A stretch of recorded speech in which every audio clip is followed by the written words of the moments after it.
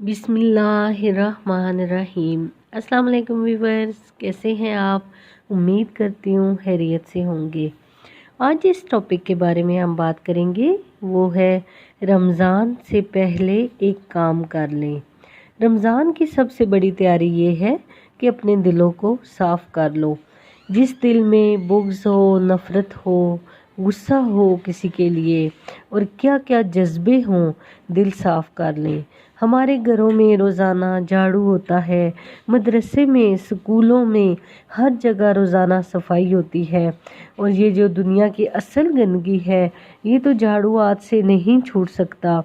हरम शरीफ में देखा है कि जैसे खुद्दाम चारों तरफ हर वक्त 24 घंटे सफाई करते रहते हैं। दिल पे गुबार ऐसे आता है कि जैसे सहन में गुबार आता है। दिल पे ऐसी गंदगी आती है तो हमने ये निज़ाम बनाया हुआ है, जो लोग मुकर्रर हैं वो रोज़ाना झाड़ू देते हैं। तुम्हारा दिल भी एक आंगन है, एक सहन है। इसमें बुग़्ज़, नफ़रत, हसद, कीना, पता नहीं और क्या क्या बीमारियां हैं। ये गंदगियां तो आती रहेंगी। तो व्यूअर्स, झाड़ू पकड़ लें हम और सबके, अपने और दूसरे लोगों के दिलों को साफ़ करें। किसी ने बुरा कहा, किसी ने ग़ीबत की, किसी ने गाली दी, किसी ने धक्का दिया, किसी ने मारा, किसी ने कुछ भी कहा, तो हमने यही कहना है कि या अल्लाह, सबसे बेहतर जो कुछ भी है हमारी नीयत वो तेरे सुपुर्द है और अपने दिल को मैंने साफ़ किया। और ये इतनी बड़ी इबादत है कि बड़े बड़े नफलों वाले, तहज्जुद वाले, हज उम्रा वाले, रोज़े वाले तुम्हें नहीं पकड़ सकेंगे, क्योंकि इसका करना दुनिया में कोई नहीं। नफल पढ़ने वाले तो बेशुमार हैं, उम्रे करने वाले बेशुमार हैं, हाजी बेशुमार हैं, सखावत करने वाले बेशुमार हैं, लेकिन इस दिल के टुकड़े को साफ़ करने वाला लाखों में एक भी नहीं। बहुत मुश्किल काम है। आप सिर्फ ये कर दें कि ये रमज़ान की सबसे बड़ी तैयारी है और इल्म को हासिल करने की ये सबसे बड़ी चाबी है कि हम अपने दिल को खुला कर दें। और कोई चीज़ खाली होगी तो कुछ इसमें आएगा ना। जिस दिल में बुग़्ज़ भरा हो, नफ़रत भरी हो, कीना भरा हो, इसमें क्या हक आएगा? फिर इसमें तो इल्म की एक किरण भी नहीं आ सकती। ज़बान से चाहे जितने मर्जी मोती बखेरें, दिल इसका अंधा होगा। तो व्यूअर्स, अपने दिलों को हम साफ़ करना सीखें।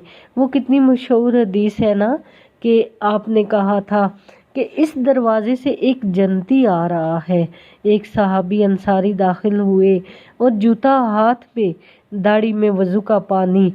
अगले दिन उसी दरवाज़े से एक जन्नती आ रहा है।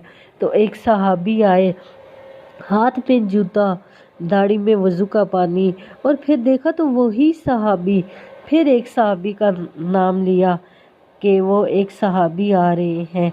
फिर वो इसी तरह दाखिल हुए और उस सहाबी का नाम है अब्दुल्ला बिन आमिर बिन आस। ये सबसे ज़्यादा इबादत गुजार हैं। तमाम सहाबियों में सबसे ज़्यादा इबादत गुजार इन जैसा और कोई नहीं था। इनकी इबादत क्या थी? सारी रात जागना, सारे दिन का रोज़ा रखना और एक ख़त्म कुरान सुबह से शाम तक। अल्लाह ने इतनी ताकत दी थी कि इनकी शादी वाली रात ऐसी थी कि जब कमरे में दाखिल हुए तो साथ ही मसल्ला बिछाकर इबादत में शुरू हो गए। इनकी बीवी ने देखा तो उन्होंने भी वज़ू किया और पीछे मसल्ला बिछा लिया और वो भी फजर तक नवाफिल अदा करती रही। सुबह हुई तो हज़रत आमिर बिन आस ने पूछा, बेटी रात कैसी गुजरी? तो फरमाया, माशाल्लाह, आपके बेटे तो बहुत इबादत गुजार हैं, सारी रात नफलों में ही गुजर गई। हज़रत आमिर बिन आस समझ तो गए और उन्हें गुस्सा भी आया, तो सीधा अल्लाह के नबी के पास हाजिर हुए और फरमाया, या रसूल अल्लाह, ये देखिए अब्दुल्ला कितना नादान है, शादी की रात नफल पढ़ता रहा तो आप कहते माशाल्लाह कितनी बड़ी बात है, लेकिन आपने ऐसा नहीं कहा। रात उनकी नफलों में गुजरी थी तो आपने कहा अब्दुल्ला बिन आमिर को बुलाओ। تو جب وہ ان کے پاس حاضر ہوئے تو آپ نے انہیں بلا کر ڈانٹا اور کہا کہ تو نے مہینے میں 3 روزے رکھنے ہیں اور ہفتے میں 1 قرآن ختم کرنا ہے۔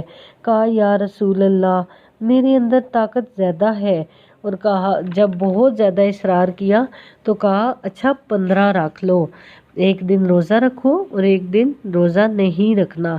آپ تھوڑا تھوڑا کر کے گھٹاتے رہے، آپ نے ان کو پیچھے کر دیا، اور جب محفل میں بیٹھے تھے تو ان کے دل میں خیال آیا کہ کیا یہ جو بزرگ بیٹھے ہیں میرے ساتھ یہ مجھ سے زیادہ عبادت کرتے ہیں، رات میں ساری جاگتا ہوں، دن روزہ رکھتا ہوں اور 1 ختم قرآن روز کرتا ہوں، تو جنت کی بشارت تو مجھے ملنی چاہیے تھی، تو ان کو کیسے مل گئی؟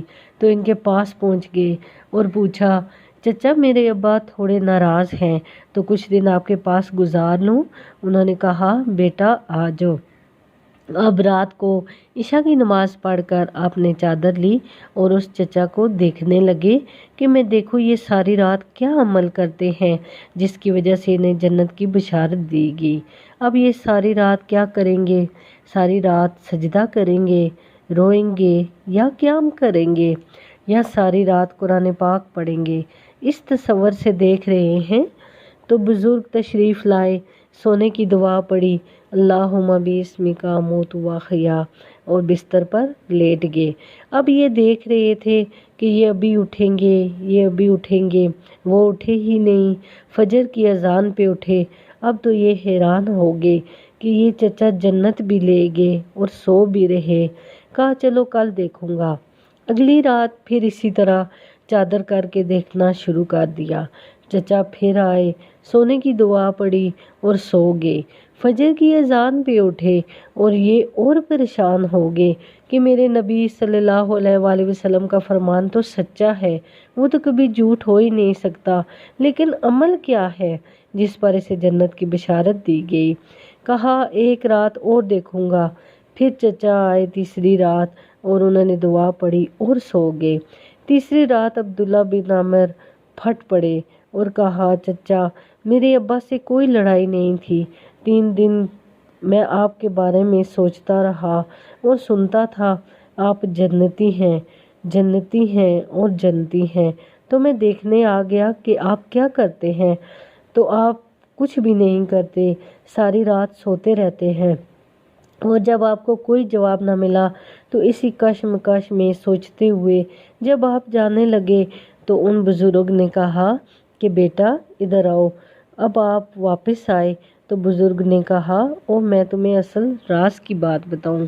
کہا یہ جو میرا دل ہے نا، اس میں کسی انسان کی نفرت نہیں، اور جب اللہ کسی کو رزق دیتا ہے، عزت دیتا ہے، تو مجھے کبھی کسی سے حسد نہیں ہوا، مجھے خوشی ہوتی ہے۔ تو عبداللہ بن عامر نے خوشی سے کہا ہاں یہی ہے، یہی ہے، لیکن چچا یہ میرے بس کا کام نہیں ہے، کون کرے گا یہ؟ اتنے بڑے آدمی ہو کر کہہ رہے ہیں میں تو کچھ بھی نہیں ہوں۔ تو ویورز دیکھیں پھر ہمارا کیا حال ہوگا۔ علم نے جنتی بنانا ہے، اور جس نے صحیح علم لے لیا وہ جنتی بن گیا، اور علم اللہ سے لینا ہے، اور دل کو صاف کر دو سب کی نفرت سے۔ صاف اس نے مجھے یوں بھی کہا کہ اس نے مجھے یوں کیوں کہا، اس نے مجھے یہ کہہ دیا، اس نے مجھے وہ کہہ دیا، ایسی باتیں دل میں نہیں رکھنی، سب کے لیے اپنے دلوں کو صاف کر لو۔ تو رمضان کی سب سے بڑی تیاری یہ ہے کہ اپنے دلوں کو ہم نے صاف کرنا ہے۔ تو اللہ تعالیٰ مجھے، آپ کو، ہم سب کو رمضان سے پہلے اپنے دلوں کو ہر طرح کی بیماری سے صاف کرنے کی اللہ پاک ہمیں توفیق عطا فرمائے، اور اللہ پاک مجھے، آپ کو، ہم سب کو اپنی زندگیوں کو نبی پاک صلی اللہ علیہ وسلم کی بتائی ہوئی اسلامی تعلیمات کے مطابق گزارنے کی توفیق عطا فرمائے۔